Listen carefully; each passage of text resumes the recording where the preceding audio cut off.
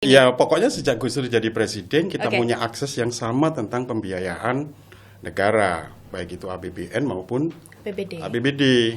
Nah, itu terus semakin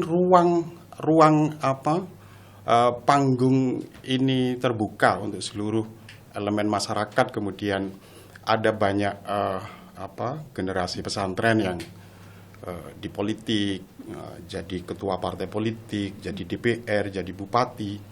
Akhirnya ya pesantren tidak sekedar sebagai ruang untuk dimobilisasi untuk kepentingan politik saja. Betul sekali. Tapi menjadi ikut turut berperan dalam rangka ya membangun negara ini. Ada pendidikan formal yang berafiliasi ke Kementerian Agama. Ya, kan begitu kan? Ada banyak tuh, ya, kecuali yang pesantren punya SMA, punya SMK, tapi yang madrasah aliyah kan afiliasinya ke Kementerian Agama. Pasti kurikulumnya ya juga mengikuti Kemenak. Kurikulum Kemenak itu kan gak ono belajar nahwu sorof, Mbak. Kan gak ono. Nah, tapi kan pesantren nambahi belajar nahwu dan sorof. Karena belajar bahasa Arab itu tidak sekedar belajar speaking saja. Pendidikan yang asli Nusantara itu ya pesantren. Pondok pesantren yang mengajarkan formal juga. Seperti tadi yang ditanya Mbak, ada sekolah formal yang afiliasinya nanggone Kemenak. Ono sing afiliasi ini nanggone Diknas, kan begitu. Tapi ada pesantren yang tidak mau itu. Wes kurikulum pesantren murni yang diterapkan di pesantren itu. Jadi pengetahuan agama Islam itu ya diajarkan sedetail-detailnya di pesantren.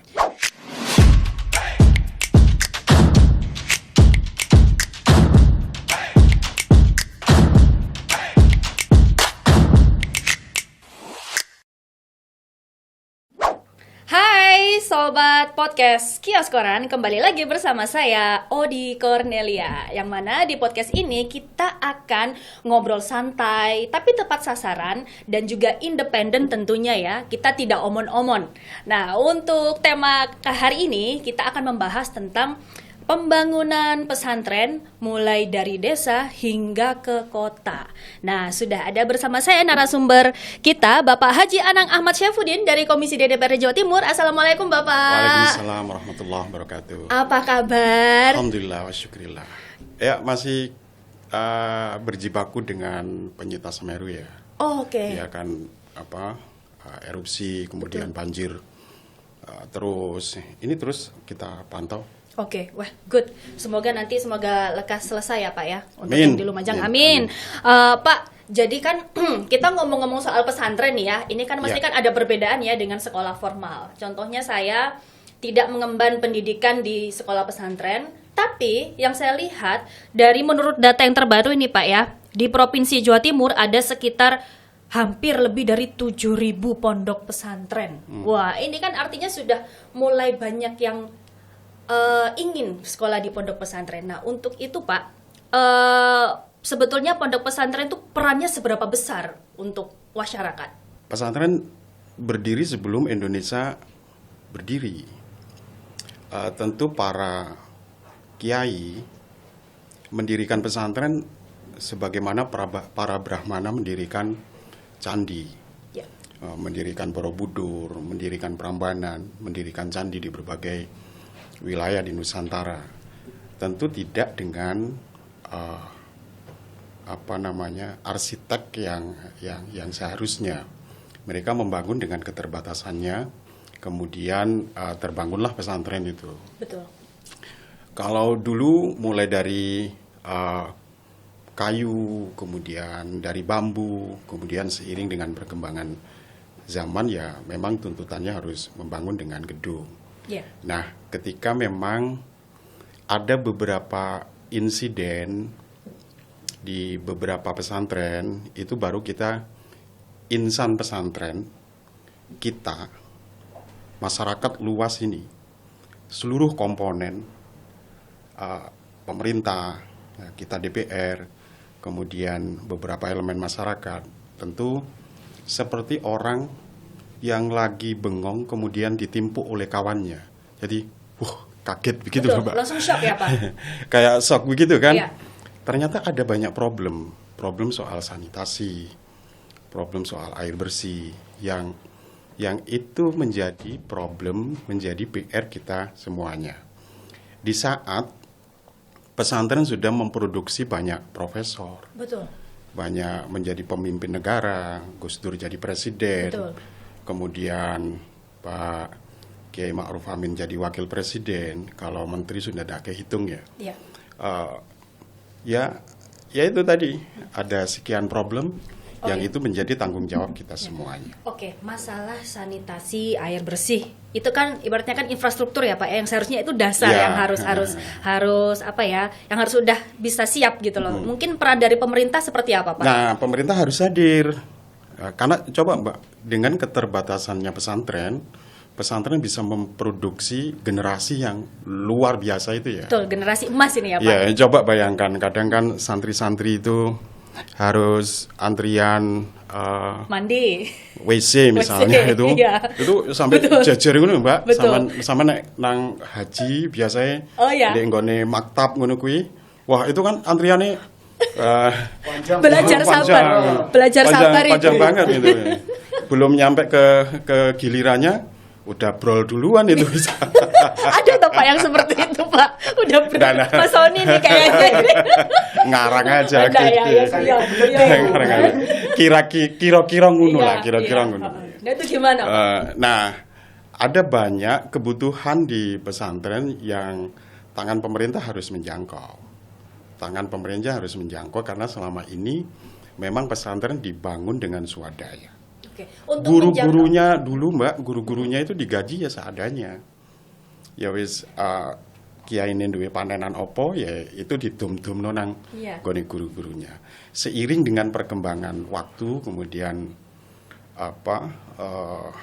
ternyata ada produk pesantren yang menjadi presiden, maka pesantren punya ruang untuk akses APBN, APBD yang sama dengan lembaga-lembaga pendidikan negeri terutama. Oke. Kehadiran pemerintah itu ada tidak Pak? Seperti kalau sekolah formal itu BOS, bantuan operasional sekolah, mungkin ada nggak bantuan operasional pesantren ini? Ya pokoknya sejak Gus Dur jadi presiden kita Oke. punya akses yang sama tentang pembiayaan negara, baik itu APBN maupun PBD. APBD. Oke. Nah itu terus semakin ruang panggung ini terbuka untuk seluruh elemen masyarakat, kemudian ada banyak generasi pesantren yang di politik, jadi ketua partai politik, jadi DPR, jadi bupati. Akhirnya ya pesantren tidak sekedar sebagai ruang untuk dimobilisasi untuk kepentingan politik saja. Betul sekali. Tapi menjadi ikut turut berperan dalam rangka ya membangun negara ini. Iya, terutama untuk sumber daya manusia ya Pak Terutama untuk sumber daya Iya. manusia. Saya lihat juga beberapa Ya ini waktu Mbak, lalu. Nggih. saya ini insan pesantren. Wih deh. Iya, Masya Allah. saya pernah nyantri begitu. Di mana, Nah, Pak? Dulu di Nurul Jadid, Oke. kemudian pindah ke Lumajang. Iku nek ape ngombe, tinggal buka keran ngono ae. Wis nggo mateng, nggo enggak ya, Pak? Wis mateng ora wis gak. Daripada Oh, kering ya. Iya. Tahu nggak Nurul Jadid? Apa? Pondoknya Bapak tadi di mana? Di daerah mana? Di Probolinggo. Iya, di Terkenal Probolinggo. itu. Terkenal Iya, ya. besar, Ini pondok insan pesantren pesantren besar, juga Mas. nih Mas Sony ini. Iya, masih bau-baunya. Oh, bau-baunya. Rumahnya dekat dengan Pondok Gontor. Oh, oke. Oh, iya. Oke. Iya, benar. Ponorogo. Lalu Pak, Nah, kalau melihat situasi pesantren yang memang secara infrastruktur belum seutuhnya bisa kita fasilitasi secara penuh ya. sesungguhnya secara psikososial Oke. kita itu ada tahapan. Kayak zamannya awak dhewe pas ngekos gitu kan. Oke. Ya kan sama halnya kita tinggal di pesantren. Kita kan gak pernah mementingkan itu air seperti apa, yang penting tersedia air bersih. Baik itu untuk mandi, untuk nyuci, untuk minum, untuk masak, yus gas aja. Itu fasilitas air Iya. yang ada di kos ya udah kita ini. Wih, tapi baru ketika kita berkeluarga, kita melihat anak-anak harus sehat, harus mengkonsumsi air yang bersih. Nah, itu ada value yang kemudian berubah di kita.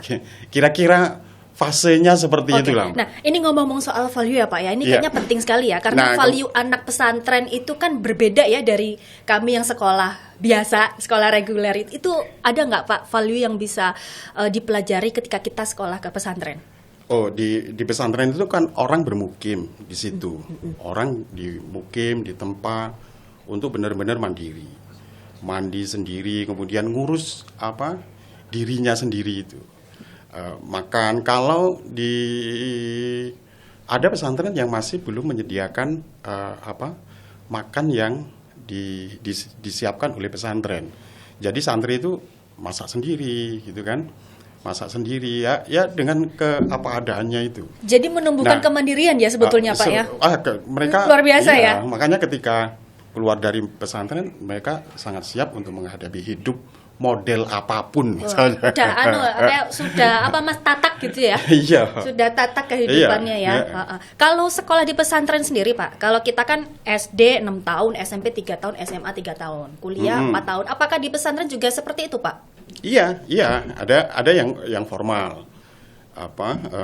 Ya ada beberapa model pesantren yang kadang dengan tipologi yang beda-beda ya. Ada pesantren itu yang lebih mengutamakan formalnya. Tapi ada pesantren yang lebih ke pengetahuan keagamaan. Mulai dari bahasa. Bagaimana belajar bahasa Arab itu sedetail-detailnya. Oh, jadi ini ya Pak, pondok pesantren A, B, C itu beda-beda ya fokus pembelajarannya ya Pak? Fokus pembelajarannya beda-beda. Tentu dengan kurikulum yang juga berbeda-beda. Oke, lalu Pak, sebetulnya kebutuhan mendesak bagi pondok pesantren terutama yang di desa-desa ya Pak ya, itu seperti apa? Infrastruktur fisik. Karena saya sampaikan tadi, para kiai membangun pesantren itu ya kayak para brahmana bangun candi. Jadi mereka dari tahapan duwene duit sakmene ya wis dibangun iki sik. Begitu kan ya. Duwene duit sakmene ya dibangun ini sik. Tanpa didampingi oleh konsultan perencana. Tidak didampingi oleh arsitek yang ahli. Yes, seperti itu. Oke. Pak, itu kan kalau misalkan membangun bangunan yang tidak menggunakan arsitek atau teknik sipil gitu-gitu ya. Untuk keselamatan Pak, bagaimana? Supaya hal yang sebelumnya tidak terjadi lagi seperti itu. Ya kita Pak kan Anang. Dari pemerintah gimana mungkin Pak bantuannya seperti apa? Ya kan cek tasan ini kita baru. Nah itu mungkin dari pemerintah langsung, ayo kita bikin program, kita bikin bantuan seperti itu Pak. Nyatanya kan biyen yang tidak ada problem yang serius soal bangunan pesantren. Yang didirikan hampir lebih tua dari usia negeri. Mungkin ada tidak Pak ya? Kalaupun ada ya insidental aja. Mungkin dengan adanya kasus yang kemarin, mungkin dari pihak pemerintah ada mungkin diskusi dulu lah Pak. Mungkin wah ini kalau misalkan ada yang mau bangun pesantren, wah ini harus daftar dulu nih, nggak bisa langsung bangun sendiri swasembada gitu. Itu gimana mungkin Pak? Kehadiran pemerintah dibutuhkan di situ. Di situ ya Pak. Bagaimana kita melakukan pendampingan terhadap pesantren soal misalnya gedung yang akan dibangun. Kemudian izin pembangunan gedung. Itu kan ada beberapa mekanisme yang harus dilalui. Tapi yang terpenting yang dibangun di perencanaannya itu Mbak. Di situ sebenarnya pemerintah harus hadir. Karena investasi pesantren terhadap bangsa ini sudah sangat luar biasa Mbak. Bayangkan kalau tidak ada pesantren di Indonesia ini ya.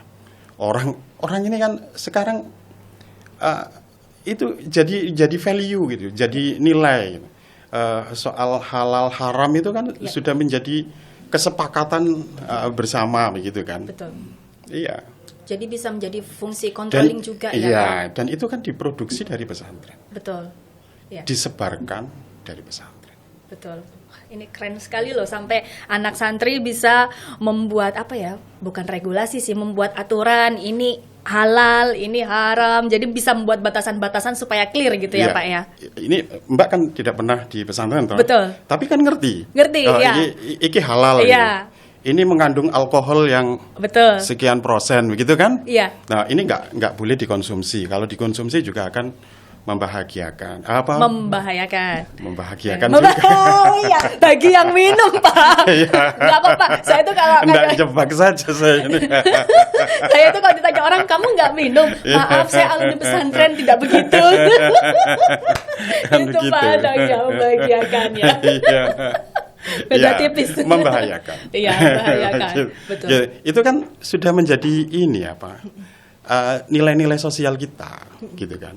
Kita melihat orang mabuk keleleran di Indonesia jalan gitu kan pikiran kita nggak sepakat. Betul Pak. Iya kan? Keleleran Pak. iya, nyungsep di ngarepe betul. omah gitu Iya. kan. Di dalan-dalan itu kan. Ya. Coba bayangkan, saking dari lamanya pesantren ini berproses di negeri ini, gitu kan. Mau maju bupati, soalnya ke Iya. pesantren. Pak Yai, ya. Pak Yai. Pak Yai, Pak dungane Yai. nggih Pak Yai nggih. Iya. Manut. Donga sa Lah iya. opo nih ngono kuwi? Ya wis sak Iya. aja lah barokah ini muga miki barokah. Oke. Mungkin Pak Anang dari pemerintah sendiri ada nggak sih kayak di daerah misalnya Kediri atau daerah Probolinggo, ini ada pesantren yang kayaknya kurang layak ini. Kita coba mulai ini yuk, kasih bantuan yuk ke mereka. Itu Ya, ada nggak Pak seperti hari itu? ini kan sudah berjalan. Oke. Hari ini sudah berjalan kayaknya dikonsolidasi oleh Menteri Menko Kesejahteraan Masyarakat. Dengan komisi deh ya Pak ya. Ya, kalau di provinsi tentu kita DPR Mbak, Onda Islam, Onda Islam, pasti punya binaan pesantren Mbak. Oke, waduh. Gimana tuh ceritanya? Gimana caranya? Karena pesantren itu kantong-kantong suara benar. yang bisa dimobilisasi, begitu kan? Satu suara gitu Pak, Iya, mereka begitu. itu. Ayo Pak Anang, set. Ayo Mas Soni mau daftar, ayo sowan dulu. Yang sudah berjalan apa Pak ini Pak? Kenapa? Dari Menko yang sudah berjalan apa ini? Ya, ini sudah mulai menginventarisir pesantren-pesantren yang bangunannya mungkin sudah tidak layak untuk ditinggali. Mungkin Pak, kalau misalkan kita tahu ya, pondok pesantren itu kan memang ada yang baru mulai, ada yang sudah hits sampai levelnya internasional. Nah itu juga ini nggak Pak? Peran pemerintah misalkan nih, ini kalian ada pondok pesantren ini yang sudah bagus sekali, bisa nggak memberikan pengajaran-pengajaran ke yang pesantren-pesantren yang baru? Mungkin ada nggak metode seperti Ya, itu? saya ini dapat wakaf 1 hektar kurang dikit lah Di mana Pak? di Lumajang Oke. dari seorang Buddha. Oh. Iya, dari seorang Buddha. Kebetulan anaknya itu sekolah di sekolah 3 bahasa. Ternyata yang ngajar bahasa Mandarin pakai jilbab, yang ngajar bahasa Inggris yo nggak jilbab. Ditanya itu sama namanya Yohanes, Ko Yohanes. Mbak, sama nih sekolah ndok pesantren. Kuliah di mana? Di Wuhan. Kemudian yang satunya di Shanghai. Coba bayangkan, mereka bisa anak pesantren kuliah di Shanghai, kuliah di Wuhan, karena sekolah kampus favorit itu kan di 2 tempat itu kalau di Tiongkok. Iya. Nah kemudian coba bayangkan, ternyata pesantren bisa mengajari anak-anak kelas yang high class, dari keluarga high class. Mereka produk pesantren, bisa ngajari bahasa Mandarin, bisa ngajari bahasa Inggris, bahasa-bahasa yang lain itu juga dipelajari oleh santri-santri. Iya loh Pak. Bahasa Prancis. Katanya encer loh Pak, kalau saya bilang tuh anak santri kok bisa ya Pak, hafalan Quran, belajar Hafalan bahasa Quran, asing, bahasa ada 3 itu kok bisa ya Pak? Ada yang ahli atom. Coba Pak kasih ini dong luar Pak, biasa pesantren. resep rahasianya Pak, biar anak-anak kita ini juga encer seperti anak-anak pesantren. Pembelajarannya seperti apa sih di dalam itu Pak? Ya. Sampai akhirnya mereka itu keluar itu punya value diri yang high quality. Iya, karena mereka di pesantren ditempa memang benar-benar Allah itu maha segalanya. Kemudian mereka bersungguh-sungguh untuk menjalankan ajaran-ajaran di pesantren. Tidak sekedar sebagai pengetahuan, tapi menjadi praktek keseharian mereka. Maka ketika Al-Huzini ambruk, kemudian sekian santri harus tertimpa bangunan itu, kita masih bisa mendengar lantunan anak-anak itu untuk membaca burda, membaca sholawat, berzikir dalam keadaan yang sudah antara hidup dan mati. Oke. Kemudian dalam keadaan yang seperti itu masih memikirkan kawannya. Betul. Ketika Basar yang akan menolong dirinya, dia lebih memprioritas kawannya.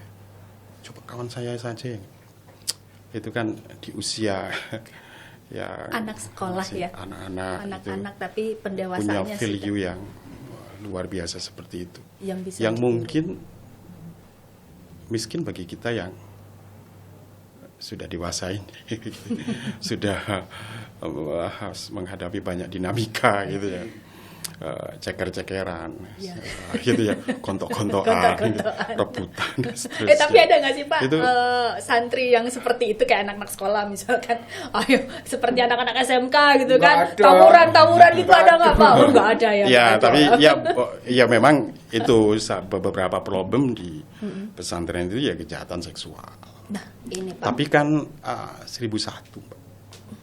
1001 kita menemui kasus yang seperti itu kan ya tidak bisa digeneralisasi. Ya. Betul. Kemudian bullying itu masih kerap kita dengar. Tapi hari ini pesantren sudah mulai berbenah bagaimana mengawasi santri-santri pakai CCTV. Kemudian menjaga setiap kamar dengan satu guru tugas. Ya. Jadi dalam keseharian mereka sudah didampingi oleh seorang guru, seorang ustadz. Iya, jadi terpantau ya Pak kegiatan kesehariannya mereka terpantau. Ya. Nah itu juga yang menjadi kendala ya Pak, mungkin orang tua gitu kan mau menyekolahkan anaknya ke pesantren, tapi kan gini, baca berita gitu, aduh kok medeni ya gitu. Tapi kebanyakan itu oleh Mbak, oleh balik. Misalnya liburan pesantren. Kemudian ketika libur pesantren, pulang ke rumah, mereka bergaul dengan kawan-kawan yang lama. Ya, mereka kawan-kawan yang lama sudah kenal minuman keras, kenal putau, kenal macam-macam, kenal dunia yang hedon-hedon gimana. Makanya memang pendidikan itu saya punya teman guru TK. Kebetulan di lingkungan yang Pandalungan. Suatu ketika meminta anak-anak didiknya itu untuk menggambar ikan. Nah, tentu apresiasi anak-anak macam-macam. Ada yang menggambar ikan lohan karena di rumahnya ada akuarium kecil yang isinya lohan. Ya. Ada yang gambar ikan lele karena memang di rumahnya ada kolam lele. Tapi ada satu anak yang menggambar kotak begitu aja, seperti kubus tidak sempurna. Kemudian ditanya sama gurunya, "Nak, ini gambar apa?" "Ini ikan, Bu Guru." "Loh, lah iya, kalaupun ini ikan, ini namanya ikan apa?" "Ini ikan tahu, Bu Guru." Lauk maksudnya. dalam lingkungan Pandalungan itu, Mbak, mengistilahkan lauk pauk itu ikan tempe, ikan daging, gitu ya, ikan ayam. Sekarang sih kayaknya Pak kami ya kan? Loh, Mbaknya mana? Saya Banyuwangi. Oh, Banyuwangi kan. Lalu ya pondok iwak tahu. Ya, kan iya, ikan dan tahu. Nah, artinya antara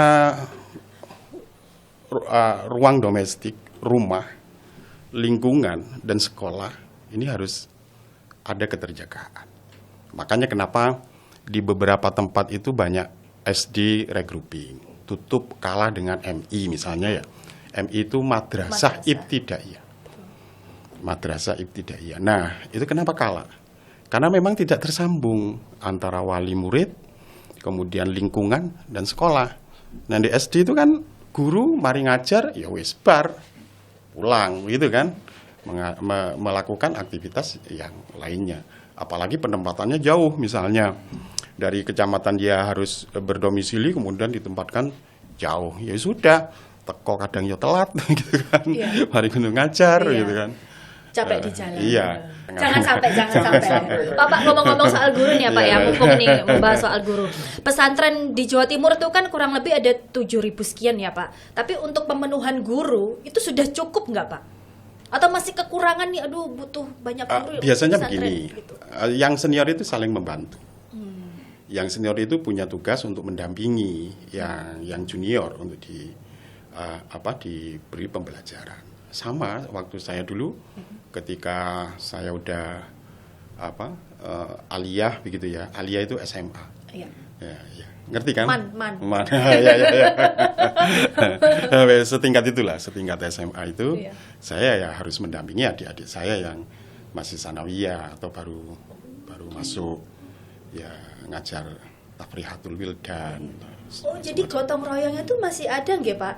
Pengasuhan. Oh iya, Jadi, saling ini Mbak. Saling mengisi, saya Saling butuh mengisi, nih iya. gitu. Hmm. Oh, oke. Kemudian ada apa namanya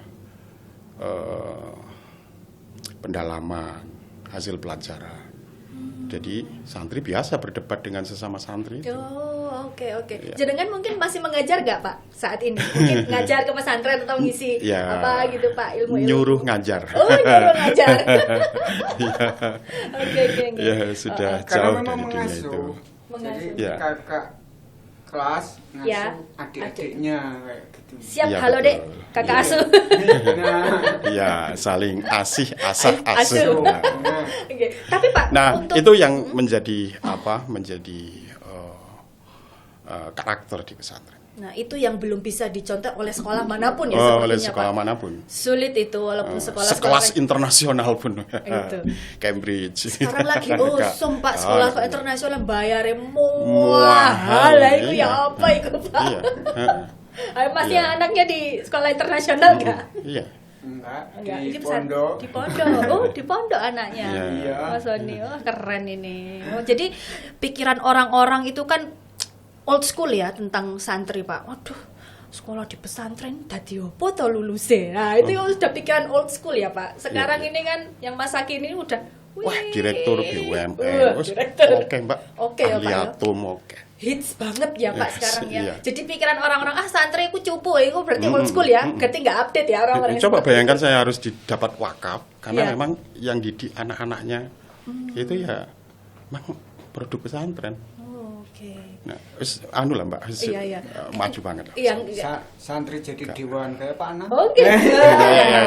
Ini jadi dewan ini. Iya. Mewakili hati rakyat Iya. ini, rakyat Jawa Timur. Iya.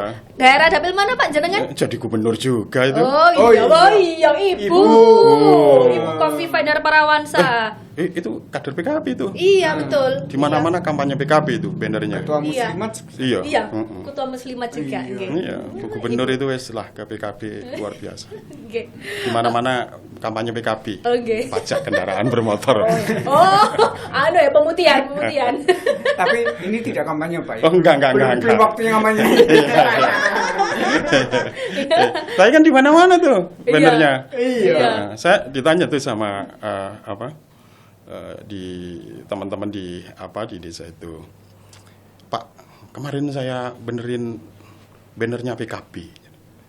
Loh, sudah 2 kali Pak. Nanti saya sangunya jangan kayak biasanya. Yang pertama itu reot ke kiri, yang kedua reot ke kanan. Terus, ya itu banner PKB yang mana? Perasaan saya enggak pasang banner begitu kan. Banner PKB yang mana? Yang ada fotonya Bu Hovifah itu. Oh itu itu pajak kendaraan bermotor. Oh, ndak remai. Iya, ndak remai. Ndak remai. Belum Kacau selesai, ya. iya belum selesai dia nambahin. Gimana Bu Hovifah itu? Kadang kampanye PKB, kadang kampanye PBB. Loh, iya dikiranya partai ya. Dikiranya partai. Pajak bumi dan bangunan. Iya, bener. Oh, alah, kacau. Ndak remah banget. Oke, Pak. Iya. Kembali lagi ke pesantren ya. Untuk pembelajaran di pesantren itu ada nggak sih Pak mengadopsi mungkin kurikulum dari pemerintah buatan Kementerian Pendidikan gitu, ada nggak yang dimasukkan ke pesantren? Iya, ada. Terutama kan Misalnya, Pak, ada pembelajaran apa? pendidikan formal yang berafiliasi ke Kementerian Agama. Ya kan begitu kan? Ada banyak tuh ya, kecuali yang pesantren punya SMA, punya SMK, tapi yang madrasah aliyah kan afiliasinya ke Kementerian Agama. Oke. Pasti kurikulumnya ya juga mengikuti Kemenak. Walaupun tentu tambahan kurikulum pesantren jauh lebih besar. Oke. Oh, saya pikir Kemenak Wes, itu hanya ngurusin ini loh, Pak. Kurikulum Kemenak itu kan gak ono belajar nahwu sorof, Mbak. Karena gak ono. Nah, tapi kan pesantren nambahi belajar nahwu dan sorof. Karena belajar bahasa Arab itu tidak sekedar belajar speaking saja, tidak ngobrol-ngobrol gini aja, tapi ya ada beberapa aransir yang harus dipelajari. Iya ya, itu yang sulit apa ya? Nggak biasa bagi orang-orang seperti saya gitu kan. Kadang keilmuannya itu mereka lebih tinggi. Saya pun secara pribadi, wah ternyata anak-anak pesantren itu mendalam ya pembelajarannya ya, tidak hanya mempelajari duniawi. Ada banyak kiai itu nggak bisa bahasa Arab. Tapi ngarang kitab berbahasa Arab, coba bayangkan. Itu gimana itu, Pak? Nek ngobrol Ngarang bahasa Arab, gak Ya? ini, nggak iya, cakap. belepotan. Oke. Tapi dia ngarang berpuluh-puluh kitab berbahasa Arab, buku berbahasa Arab, coba bayangkan.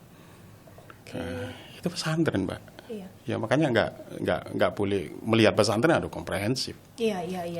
Tidak lihat sarungnya saja. Betul. Pikiran Harus orang dilihat dengan isinya juga. Betul. Betul ya. Iya, betul Pak, betul. Saya semakin dewasa tuh semakin mengerti gitu loh. Iya.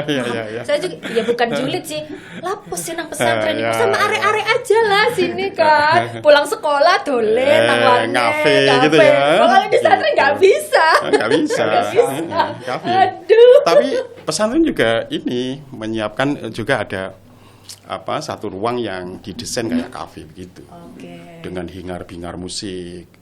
Tapi biasanya musik-musik mereka kan Murotal. kutuk, Mbak. Salawatan maksudnya. Salawatan. Lo. Pesantren sing duwe band enek. Oh iya? Iya. Nah, kayak peningkatan skill itu, Pak. Kenapa? Ada usulan peningkatan skill nggak, Pak? Iya, banyak sudah dengan natural pesantren itu menyiapkan itu. Gontor misalnya. Itu kan hampir setiap kelas itu juga ada ini toh. Pembelajaran musik juga. Jadi sudah modernisasi ya, jangan Pak ya? bilang anak pesantren gak iso nabut drum kan itu, meter bangan. Iya, Gak Pak. lah. Ya kan Iya. yang di masyarakat itu kan seperti itu Pak, Iya. konotasinya apa ya, stigmanya itu seperti Apa itu iku? gitu. Band sing ane lho, Siapa tuh Pak? sing Di- terkenal iku lho. Anu tayang cewek-cewek dari Bandung itu Kan tah. cowok-cowok iku lho. Wali. Wali itu kan alumni Itu pesantren kan ya? Iya. Pesantren itu. Ingat mati, ingat. Nah, Oh iya ya, liriknya mengandung ini ya. Iya. Oh, Wali itu juga Wali, produk pesantren produk Pak. pesantren. Oke. Oh ya sama itu, siapa? Leto, Noe itu ya. Leto. Siapa itu yang vokalisnya anaknya Pak siapa? Cak Nun, Mbah Nun. MH Ainun Najib. Nggih. Oh, iya. Karena kan sama ini kan katanya loh Pak yang di luar sana. Main musik itu enggak boleh gitu. Katanya ini gitu loh Pak. Apa Enggak ya. katanya? Apa nyanyi-nyanyi katanya enggak boleh. Oh, ternyata dipelajari loh. Dipelajari. Oh, Iya. keren Tapi loh kan berarti. juga jadi media dakwah kayak Wali Songo juga Sunan Kalijogo ya mengenalkan ada satu alkulturasi budaya yang itu jadi wahana dakwah untuk menyebarkan Islam di Jawa. Jadi Sunan Bonang. Ada banyak, Pak. banyak ya. Oh, Iya. Oke. Kan Ono mana saiki kan kiai-kiai sing dakwah ya nggawa musik ngono kae. Oh, oke. MH Ainun Najib Oke. itu kan Iya. Kiai Kanjeng itu Betul. kan itu ngantek nggone Eropa juga kan. Oh, iya mereka toh, Pak? Berdakwah dengan musik. Oh, sampai berdakwah ke Eropa loh. Wah, Wali Songo keren. dulu menggunakan wayang kulit. Oh iya. Wayang kulit. Oh iya, karawitan. Ah, itu budaya juga ya, mulai mendunia juga ya. Iya. Ini juga pondok pesantren seperti menjadi budaya orang Indonesia juga ya, Pak ya. Iya, Karakter ya, Pendidikan yang asli Nusantara itu ya pesantren. pesantren. Wah, Kira-kira ngono lah. Tapi ngomong-ngomong Pak, kok ada yang pondok modernisasi sama pondok biasa itu apa sih Pak? Yang membedakan? Enggak modern toh, postmodern bahkan. Iya yang ini. Biasanya itu dititeni dengan pondok pesantren yang mengajarkan formal juga. Seperti tadi yang ditanya Mbak, Oke. ada sekolah formal yang afiliasinya nanggone Kemenang. Ono sing afiliasine nanggone Diknas kan begitu. Tapi ada pesantren yang tidak mau itu. Wis kurikulum pesantren murni yang diterapkan di pesantren itu. oke. Jadi pengetahuan agama Islam itu ya diajarkan sedetail-detailnya di pesantren. Jadi soal keterampilan skill anak pesantren, wes nggak usah dipikir ya Pak ya. Wes number one ya sekarang ya. Wah, temenan. Aku itu mbiyen, Mbak. Oh iya Pak. Diajari Iya, berapa iya. bahasa jenengan Pak, Pak? gak apa-apa, Pak. Minum. Ayo Pak, Iya, tak kancani Pak. Kita minum dulu biar enggak seret. sebenarnya mau cari yang produk pondok, tapi kok nggak ada di sekitar Iya, sini. makanya kemudian dikelenteki. Ada. Ada toh. Ada. Apa itu namanya? Santri. Santri. Produk pondok ya itu, Pak. Pondok punya bank ada. Bang Santri. Nah, Bang Santri. situ kiri itu punya BMT. Kemudian ada air kemasan itu Santri. Iya. Kemudian Basmala. Basmala, toko. Minimarket. Indo April. Minimarket. Ini Indo yang April. sudah mulai mengganggu Indo itu ya. Oh, iya, Kan iya, Basmala mulai mengganggu itu. Oh, oke. Banyak, Mbak. Iya, Pak. Banyak loh, Pak, Iya. menjamur loh, Pak, Basmala ini. Iya, ada pesantren itu, Mbak, yang kiainya punya 400 tambak. Punya 400 kotak tambak. Dia ngajar di pesantren juga sebagai pengusaha.